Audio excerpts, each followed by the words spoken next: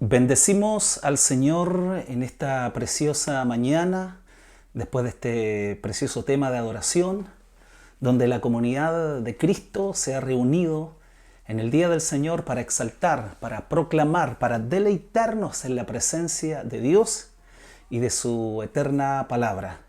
El propósito de la vida de todo redimido del Señor es que Dios sea glorificado y nosotros podamos disfrutar de ese rico conocimiento de Dios. Bendecimos la vida de Pamela, de este tiempo precioso que hemos tenido delante de Dios, de poder adorar y exaltar con toda nuestra familia y en nuestros hogares al Señor. Qué rico poder tener el acceso, poder tener la bendición de que usted esté escuchando en su propio hogar, en la intimidad de su familia, el mensaje de vida, el mensaje de esperanza, como compartíamos el miércoles pasado, que en medio de este mundo de muerte se produce el milagro de la vida.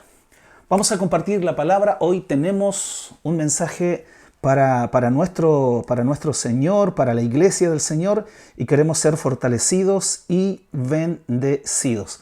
Así es que yo quiero animar que usted busque en su Biblia, por favor, ahí en el libro de Isaías, en el capítulo 54, versículo 13 al 17, vamos a leer la Escritura en el poderoso nombre de Jesucristo nuestro Señor.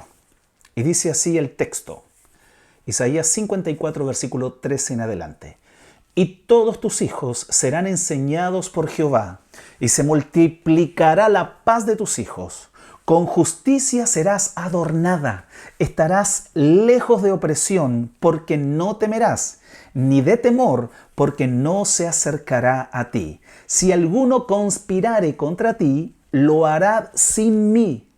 El que contra ti conspirare, delante de ti caerá. He aquí que yo hice al herrero que sopla las ascuas en el fuego y que saca la herramienta para su obra. Yo he creado al destructor para destruir. Ningún arma forjada contra ti prosperará, y condenarás toda lengua que se levante contra ti en juicio. En juicio, esta es la herencia de los siervos de Jehová, y su salvación de mí vendrá, dijo Jehová. Amén. Yo le invito, por favor, junto a sus hijos, a su familia, que inclinemos nuestro rostro y tengamos un tiempo de oración. Padre, qué bueno es acudir a ti en tiempos de temor, en tiempos de incertidumbre, en tiempos de confusión. Qué bueno es tener en ti el sustento, el fundamento, el lugar de refugio, la ciudad de refugio. Tú, Cristo, eres nuestro lugar de protección. Cuando no sabemos qué hacer, acudimos a ti. Señor, cuando tenemos temor, acudimos a ti. Cuando estamos enfermos, acudimos a ti. Señor, esta palabra que compartiste en el Evangelio de Juan, Señor, cobra plenamente sentido en este tiempo en que sin mí nada podemos hacer. Sin mí, dijo Jesús, sin ti, Señor, nada, absolutamente nada podremos realizar. Yo te pido, Señor, que esta palabra sea una medicina al corazón que está enfermo. Como dice Proverbios, que debemos de inclinar nuestros oídos a la palabra, al consejo. Debemos de guardarla en medio de nuestro corazón, porque será vida a los que la hallan y medicina a todo su cuerpo. Queremos que esta palabra traiga alivio, traiga fortaleza, traiga salud, traiga medicina a todo el cuerpo de Cristo. No sabemos, Señor, qué padecimiento, qué momento difícil están viviendo nuestros hermanos. Lo único que sé es que tú estás con ellos, Señor, y tú los sacarás a victoria. Padre, gracias por la iglesia de Viña del Mar y por todos nuestros hermanos que en esta mañana nos están viendo y escuchando a través de las redes sociales. Te damos toda la gloria y tendremos el cuidado de siempre hacerlo. En el nombre de Jesús. Amén y amén. Bien, hoy les quiero compartir este tema que he titulado Matrimonio, Familia y Ciudad, basado en estos preciosos versos del libro de Isaías. Queremos comenzar diciendo que la figura que nos muestra Isaías en el capítulo 54 es de una mujer abandonada, una mujer que dejó de tener hijos, una mujer que su vientre, en el cual es la matriz, en el cual da vida y hace que la familia crezca, estaba estéril. Y también, aparte de eso, esta mujer es una mujer repudiada por su marido. Esa es la figura que nos muestra Isaías 54, pero que vuelve a recoger su marido uniéndose con ella y restaurándola a su lugar de posición. Esa es la visión, la figura o la metáfora, por así decirlo, que nos muestra Isaías 54. Proféticamente, este capítulo nos habla de la restauración de la nación de Israel, que representa la mujer repudiada o la esposa repudiada, y la salvación que esta nación experimentará en el fin de los tiempos surge y nace gracias a los sufrimientos y muerte expiatoria y sustitutiva del siervo del Señor, del siervo sufriente,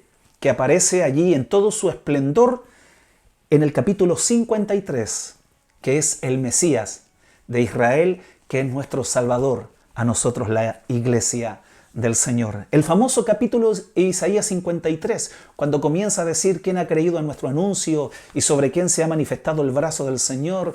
Estoy parafraseando: subirá cual renuevo como raíz de tierra seca, no hay en él hermosura para que le deseemos, despreciado y desechado de entre los hombres, varón de dolores, experimentado en quebranto. Isaías 53 muestra a este siervo sufriente entregando su vida expiatoria y sustitutiva por la nación de Israel, y no solamente por la nación de Israel, que es la simiente física de Abraham, sino que también por la simiente espiritual, que es la iglesia de Jesucristo en el confín de la historia. Entonces, cuando nosotros entendemos que la base de una naturaleza caída, de una raza caída, la esperanza de una nación apartada de Dios, es la cruz de Cristo, es la redención que nuestro gran Mesías vino a efectuar para levantarnos de una condición caída y de una condición de abandono. Como les decía, Israel representa a esta mujer repudiada, a esta mujer estéril. Cuando dice el texto, el versículo 1 del capítulo 54, regocíjate, oh estéril, la que no daba a luz, levanta canción y da voces de júbilo, la que nunca estuvo de parto, porque más serán los hijos de la desamparada que los de la casada, ha dicho el Señor. Y también en el versículo 5, Dios es representado como el marido de esta mujer repudiada, porque tu marido es tu hacedor, Jehová de los ejércitos es su nombre. Tu Redentor, el Señor de Israel, Dios de toda la tierra será llamado, porque como a mujer abandonada y triste de espíritu te llamó Jehová, y como a la esposa de la juventud que es repudiada, dijo el Dios tuyo, por un breve momento. Dice el profeta, te abandoné, pero te recogeré con grandes misericordia. Como un poco de ira, escondí mi rostro de ti por un momento, pero con misericordia eterna tendré compasión de ti, dijo Jehová tu Redentor. Es así que Dios promete limpiar, perdonar, restaurar la vida de esta esposa repudiada en el Antiguo Testamento. Es así que Dios le dice, este es el tiempo de tu restauración, este es el tiempo en que levantes canción, porque vas a tener hijos como nunca antes has tenido y que saldrán de tu vientre y se multiplicará. Y como van a venir muchos hijos, dice el libro de Isaías, entonces, por favor, extiende, como dice el texto, extiende. Ensancha el sitio de tu tienda y las cortinas de tu habitación sean extendidas, no seas escasa, alarga tus cuerdas y refuerza tus estacas, porque te extenderás a la mano derecha y a la izquierda, y tu descendencia heredará naciones y habitarán las ciudades asoladas. Dios promete que esta mujer repudiada por su idolatría, por su pecado, por su rebelión a los mandamientos de Jehová, cayó en esa condición de esterilidad, de opresión, de suciedad, de iniquidad. Pero Dios profetiza que por un momento será la ira de Dios sobre esta nación, proféticamente hablando, que por un momento durará su enojo, pero Dios recogerá a esta nación con grandes y eternas misericordias, prometiendo, vuelvo a reiterar, subrayar eso, Dios una vez más restaurará en el fin de los tiempos a la nación de Israel. Como dice el libro de Romanos capítulo 11, versículo 26, entonces todo Israel será salvo. Si su caída fue para nosotros salvación, dice Romano, ¿cuánto más será su restauración? Maravilloso conocimiento que tiene el apóstol Pablo, entendiendo que el llamamiento, apuntando directamente al trato de Dios con la nación de Israel, con la nación étnica y con su tierra, el Señor dice, porque el llamamiento de Dios es irrevocable. La salvación de Dios y su llamamiento es irrevocable. Dios prometió salvar, restaurar, levantar una vez más a la nación, recogerla de los 4 puntos de la tierra y llevarlos a su tierra para que se cumpla el pacto dado por Moisés a David, el pacto a Abraham, que está relacionado con la tierra, la simiente de Abraham, ¿se acuerda? Vete de tu tierra, Génesis capítulo 12, versículo 1, vete de tu tierra, vete de tu parentela y vete a la tierra que yo te daré y haré de ti una nación grande, haré de ti una nación grande, te bendeciré, serás bendición, engrandeceré tu nombre, bendito el que te bendijere, maldito el que te maldijere, y en tu simiente serán benditas todas las familias de la tierra. A través de la simiente de Abraham, también Dios apunta a la salvación de todas las naciones. Por tanto, Israel, como todas las naciones, se transformarán en el pueblo de Dios, no olvidando las distinciones que hay. Pero Israel y las naciones, en el futuro profético o escatológico, se transformarán en el pueblo de Dios. Bien, no quiero hablar en detalle con respecto a esto. Lo que quiero centrarme en la aplicación de estos preciosos versos que puntualmente aparecen acá en el versículo 13. Comenzamos a leer. Bueno, yo había dicho anteriormente que el mensaje se titula El matrimonio, la familia y la ciudad. En este capítulo encontramos 3 figuras. El matrimonio, que ya lo hablamos ya, que es una figura metafórica entre el esposo y la mujer repudiada. En este caso se cumple en Dios restaurando a la nación de Israel en el tiempo futuro. También está relacionado con la familia y también con la ciudad. Dice, y tus hijos serán enseñados por Jehová y se multiplicará la paz de tus hijos. Esto es lo que ha hecho el siervo sufriente, el Mesías. Ha levantado el Señor, por medio de su sacrificio sustitutivo y expiatorio, una gran descendencia, una gran familia. Eso es lo que nos enseña Isaías capítulo 53, versículo 10, donde dice, cuando haya puesto su vida en expiación por el pecado, verá linaje. Para aquellos por quienes murió, fueron integrados ahora como hijos de Él, guiados aquí al disfrute abundante de los frutos de su muerte y trayéndoles multiplicación de paz. Y tus hijos, dice el versículo 13, serán enseñados por Jehová y se multiplicará la paz de tus hijos. Nosotros entendemos que por medio de la gracia soberana y libre de Dios, Dios vino a buscar y a salvar lo que se había perdido, y como dice el Evangelio de Juan, a lo suyo vino y los suyos no le recibieron, mas a todos los que le recibieron, Juan capítulo 1, versículo 11 y 12, mas a todos los que le recibieron o los que creen en su nombre, Dios le ha dado potestad, autoridad de ser hechos hijos de Dios. Estos no son engendrados ni por voluntad de sangre, ni por voluntad de carne, ni por voluntad de varón, sino que son engendrados por Dios. Usted y yo nos transformamos ahora en un linaje que se levantó por los frutos de la muerte expiatoria y sustitutiva del siervo sufriente del capítulo 53. Ahora estamos en el capítulo 54 y ahora se ven los resultados de esa muerte, de ese derramamiento que el Mesías llevó nuestros pecados.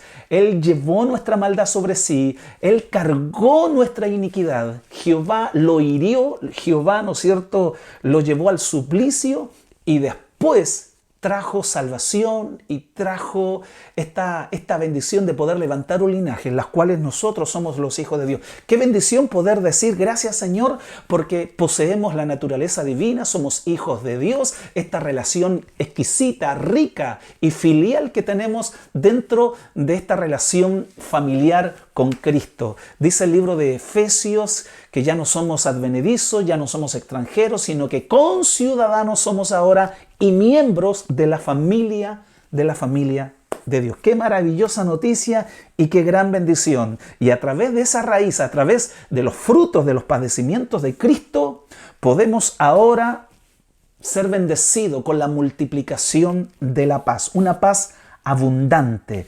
Dice el Isaías capítulo 53, versículo 5, la Nueva Traducción Viviente, hablando acerca de esta paz que Cristo vino a realizar para los hijos. Pero Él fue traspasado por nuestras rebeliones y aplastado por nuestros pecados. Hablando de este siervo sufriente, fue golpeado para que nosotros estuviéramos en paz. ¡Wow! Fue golpeado Él, el siervo fue golpeado para que tú y yo tengamos paz. Fue azotado para que pudiéramos ser sanados. Por su llaga fuimos nosotros curados, dice la versión Reina Valera. Qué tremendo poder entender que lo que yo merecía, el castigo, el golpe, el aplastamiento por nuestros pecados, la rebelión, el ser traspasado, todo eso lo merecíamos nosotros por nuestros pecados, pero Él fue el sustituto. Él ocupó mi lugar y lo que yo merecía cayó sobre Él. Y lo que Él, siendo justo y santo, lo que Él merecía, cayó sobre mí. Bendito intercambio. Él se vistió de mi pecado y usted y yo nos vestimos de su justicia impecable. Bendita la transformación y la muerte de Cristo en favor de nosotros, su iglesia. Dice que Él fue golpeado para que nosotros estuviéramos en paz. Justificados pues por la fe, Romanos 5:1, tenemos paz para con Dios por medio de nuestro Señor Jesucristo. Efesios capítulo 2 nos enseña que Él es nuestra paz. Él es nuestra paz. Cristo dijo, yo doy la paz, no como el mundo la da. Él da una paz permanente, eterna y duradera. Dice el texto de Isaías, serán enseñados. Los hijos serán enseñados por Jehová.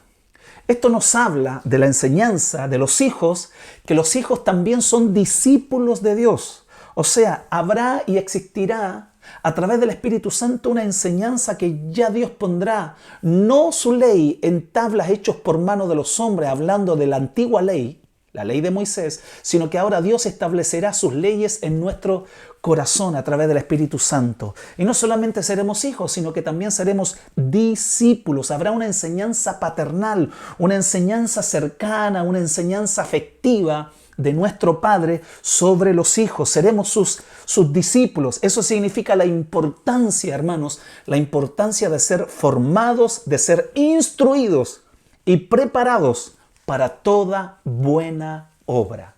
Lo que estamos haciendo a través de las redes sociales, en estas enseñanzas y predicaciones, es que a través de esta palabra Dios nos está formando, instruyendo, nos está capacitando, nos está preparando, Dios nos está entregando herramientas para la obra del ministerio. Y como dice Efesios capítulo 11, ahí en el versículo, Efesios capítulo 4, claro, versículo 11 y 12 y 13 en adelante. Dice que Dios ha puesto ministerios en el cuerpo de Cristo, Él mismo puso apóstoles, profetas, evangelistas, pastores, maestros, para la edificación del cuerpo de Cristo, para la obra del ministerio. Edificación significa que Dios está equipándonos, Dios nos está instruyendo, Dios nos está formando para hacer la obra del Señor. Toda enseñanza y doctrina que el Espíritu Santo revela a nuestro corazón traerá bendición abundante. Y esa es una tremenda verdad. Del momento en que estábamos lejos de Dios, nuestra vida era una vida miserable, una pobreza profunda en nuestra alma. Pero como Cristo dijo allá en la sinagoga de Nazaret, cuando recién comienza su ministerio, el Espíritu del Señor está sobre mí, me ha ungido el Señor para dar libertad a los cautivos, a los presos apertura de la cárcel, sanar a los quebrantados de corazón, dar vista a los ciegos, a los pobres predicar el Evangelio y proclamar el año agradable del Señor. Cuando el Evangelio es proclamado a los pobres, dice el libro de Santiago capítulo 3, dice que Dios escogió a los pobres de este mundo para que sean ricos en fe. Una riqueza espiritual enorme. Y no solamente estamos hablando de bendiciones espirituales, sino que la visión de toda la Escritura, desde Génesis a Apocalipsis, cuando se menciona la bendición de Dios, está apuntando tanto a la bendición material como a la bendición espiritual. No podemos dividir lo material de lo espiritual con respecto al tema de la bendición, sino que el enfoque escritural y bíblico es una visión holística. En su conjunto total, las bendiciones involucran tanto lo físico como lo espiritual. Y cuando la Biblia nos está enseñando que las enseñanzas y la doctrina que el Espíritu Santo revela en nuestro corazón traerán bendiciones abundantes. ¿Sabe por qué? Porque la naturaleza de Dios no es escasez. Si usted lee conmigo ahí, en el mismo capítulo 54 de Isaías, versículos anteriores, cuando dice, ensancha el sitio de tu tienda y las cortinas de tus habitaciones sean extendidas, no seas escasa. Por favor, la escasez no tiene que estar involucrado en lo que Dios está haciendo, porque Dios es un Dios no de escasez, Dios es un Dios de abundancia. Ensancha, agranda la tienda, porque van a venir hijos, van a crecer, Dios levantará una familia de Dios extraordinaria, se multiplicará más encima. No solamente los hijos que Dios levantará, las generaciones que vendrán, sino que también las futuras generaciones experimentarán la paz que Dios les ha entregado por la muerte de ese siervo sufriente del capítulo 53 de Isaías. Vuelvo a reiterar, Dios en su naturaleza no es un Dios de escasez, sino es un Dios de abundancia. Dios no sabe dar poco. Yo creo que usted repita conmigo eso. Dios no sabe dar poco.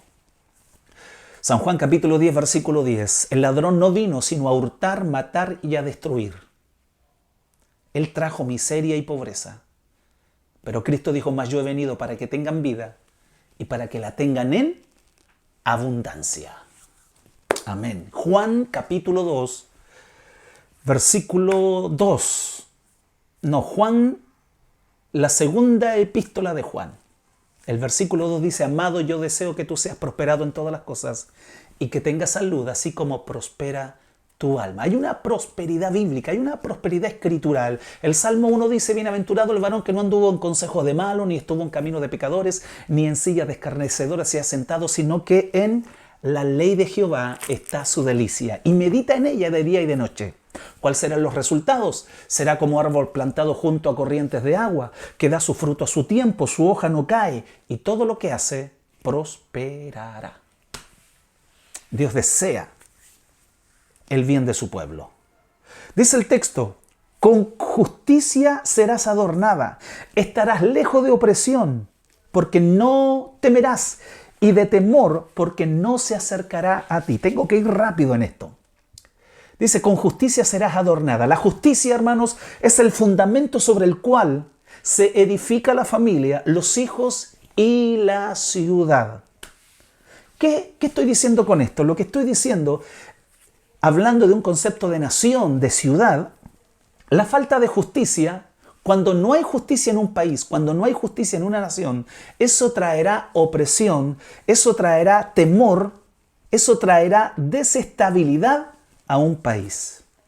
Cuando tenemos gobiernos justos, hermano, y prósperos, sin lugar a dudas, la iglesia y los habitantes de esa nación crecerán sin miedo y sin temor. ¿Cuándo?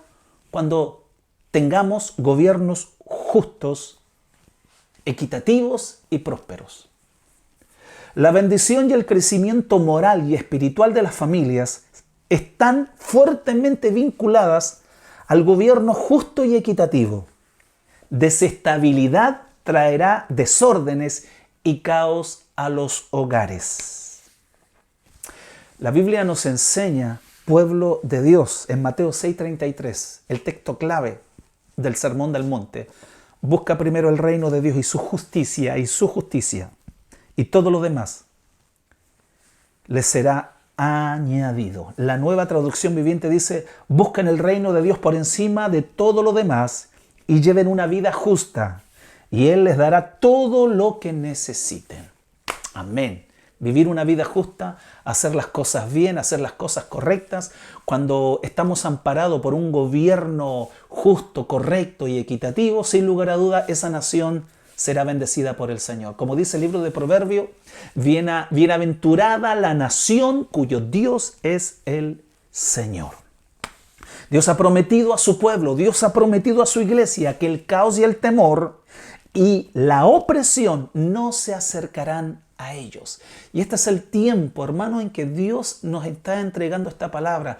En tiempos de temor, en tiempos de confusión, en tiempos que no sabemos hasta cuándo esto va a durar de la pandemia.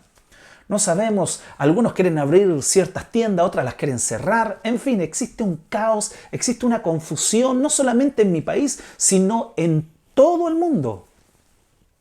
Dios levanta esta palabra y Dios te dice que el temor y el caos no te tocará, no llegará a ti. Como dice el texto, con justicia serás adornada, estarás lejos de la opresión, estarás lejos de la opresión, porque no temerás, y de temor, porque no se acercará a ti. Recibe esta palabra esta mañana. Si estás pasando un momento de incertidumbre, un momento de cuándo vamos a volver a trabajar, cuándo llegaremos a nuestros trabajos, estamos trabajando desde la casa.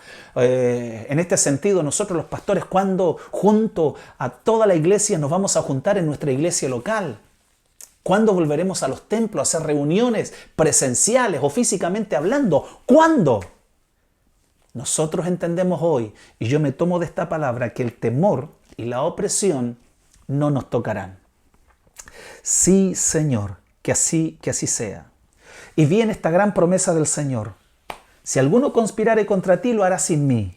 El que contra ti conspirare, delante de ti caerá. La conspiración, escúcheme bien, la conspiración es una maniobra perversa para traer desestabilidad con el propósito de confundir y traer temor a la gente. Esa es la conspiración. Voy a repetir la definición. La conspiración es una maniobra perversa que trae desestabilidad con el propósito de infundir temor y confundir a la gente. Esa es la conspiración. Es algo secreto, es algo que está oculto, es algo que se mueve, digamos, solapadamente, pero el propósito principal es desestabilizar un gobierno, una nación, un país, para infundir confusión y temor.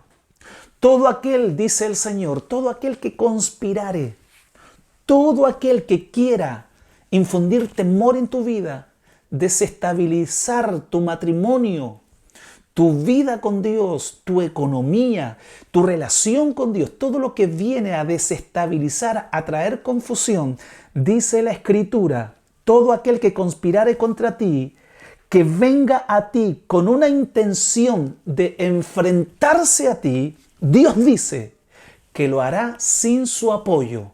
Y dice la Escritura: Dios no estará en ese ataque en contra de ti. Amén. Tremenda promesa de Dios. Yo no sé a quién le estoy hablando en esta mañana. No sé quién está pasando un momento de angustia por persecución, porque le han levantado una calumnia en el trabajo, hay menosprecio, en fin. Lo único que yo te estoy entregando, y yo quiero que tú lo recibas en tu corazón, en tu mente, que todo aquel que conspirare contra ti, todo aquel que tiene la intención de enfrentarse en contra de ti, dice Dios, lo hará sin mi apoyo.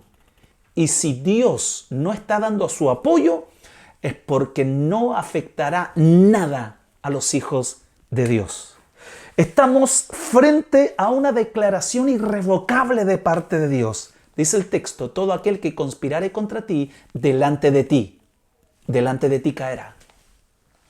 El destino y el futuro de todos aquellos quienes se levantan contra del pueblo de Dios será la caída, inevitable e irrevocable. Delante de ti caerá. Tendrán un rotundo fracaso. Amén. Amén. Yo sé que a más de alguien Dios le está hablando en esta mañana a través de esta palabra, que la considero una palabra profética, hermanos. Y dice el texto, he aquí yo hice al herrero que sopla las ascuas en el fuego y que saca la herramienta para su obra, y yo he creado al destructor para destruir. El Señor, cuya soberanía absoluta abarca al herrero que fabrica armas de destrucción. El herrero es aquel que fabrica la espada, la lanza. El herrero, en la fragua, fabrica armas destructoras. La intención de los seres humanos también. Esa misma intención y ese mismo herrero que está fabricando las armas y que con esas armas a lo mejor es para levantarse en contra de ti, el herrero que está fabricando esa arma en contra de ti, no tengo la menor duda que Dios tiene el control de ese destructor. Ese mismo Señor afirma, ningún arma, ninguna acusación puede tener éxito contra el pueblo de Dios. Si el herrero está fabricando, está diseñando un arma para poder hacerte daño, pueblo del Señor, todo eso está bajo el control absoluto de la soberanía de Dios. El Señor mismo dice, tranquilo, si tú ves que alguien está planeando hacerte daño, tranquilo, ningún arma va a tocar tu vida, ningún arma tendrá éxito en contra de ti, ninguna acusación podrá levantarse en contra de los hijos de Dios. Toda acusación y toda arma nunca tendrá éxito sobre el pueblo de Dios. El pueblo del Señor está a salvo de toda acusación judicial. No podemos evitar, y escúcheme bien esto, no podemos evitar que alguien nos ataque. En la vida siempre alguien se va a levantar en contra de nosotros. Aunque nosotros no buscamos provocar a alguien, aunque nosotros no buscamos pelear con alguien, pero nuestra vida piadosa, nuestra vida temerosa de Dios, nuestra vida cristiana, sin lugar a dudas, a más de alguien de las tinieblas lo va a afectar. Así es que no podemos evitar los ataques, pero tampoco podemos evitar que Dios venga a nuestro auxilio. Gloria a Dios por eso. Amén. No podemos evitar los ataques en contra de nosotros, pero tampoco podemos evitar de que Dios siempre venga a socorrernos y a ayudarnos, porque, dice el texto, su salvación de Él vendrá. Su salvación de Él vendrá. Y terminamos con este precioso texto. Recuerde que tenemos Santa Cena y no quiero extenderme demasiado. Si ningún arma forjada, dice el texto, contra ti va a prosperar, y condenarás toda lengua que se levante contra ti en juicio. Esta es la herencia de los siervos de Jehová, y su salvación de mí vendrá, dijo Jehová.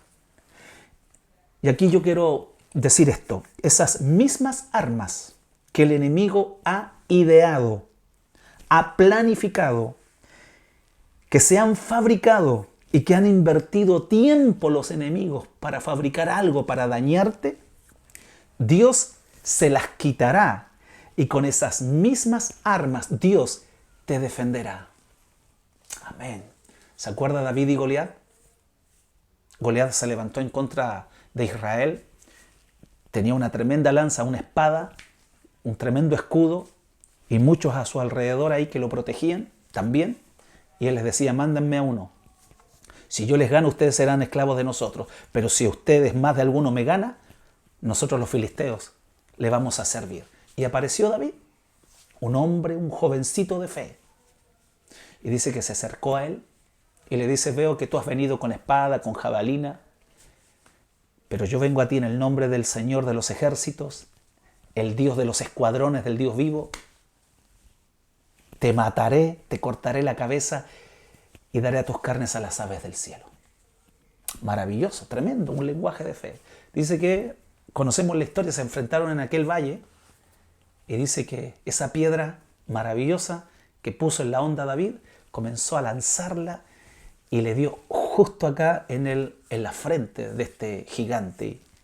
Cayó al suelo, David se lanzó sobre él, le tomó la misma espada de su enemigo y con su misma espada le cortó la cabeza.